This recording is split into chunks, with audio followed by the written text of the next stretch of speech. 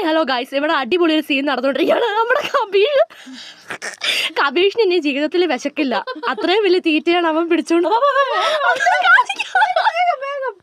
കണ്ടോ ഗൈസ്, കബീഷ് തിന്നാൻ പോകുന്നതാണ്. ഞങ്ങളുടെ ചെറുപ്പത്തിനെങ്ങാണ്ടുള്ള ഒരു സെറ്ററാണ്. ആ സെറ്ററിന്റെ നിക്കറാണ്, നിക്കർ പാൻ്റാണ് കബീഷ് കഴിക്കാൻ വേണ്ടി പോകുന്നത്. അന്ന് ശേഖരൻ എന്റെ കീച്ചേനെ എടുത്തോണ്ട് പോയ പോലെ. കബീഷ്, നീ തിന്നാൻ പോവുകയാണോ സെറ്റർ?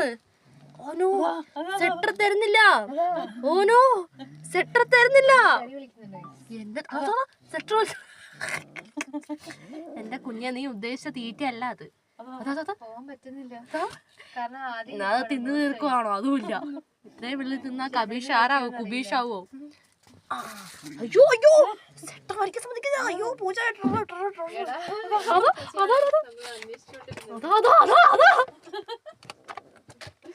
സെറ്റർ തിന്നുന്ന പൂച്ച ലൈഫിൽ ആദ്യം കാണുക.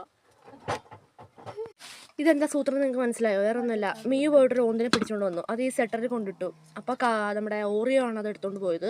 അപ്പം അതിൻ്റെ ബ്ലഡ് അതിനകത്തായിട്ടുണ്ടായിരുന്നു. അപ്പോൾ ആ സ്മെല്ല് പിടിച്ചിട്ട് ഇവർ ഓർത്തത് ഓന്താന്ന് ഓർത്തിട്ടാണ് തോന്നുന്നു.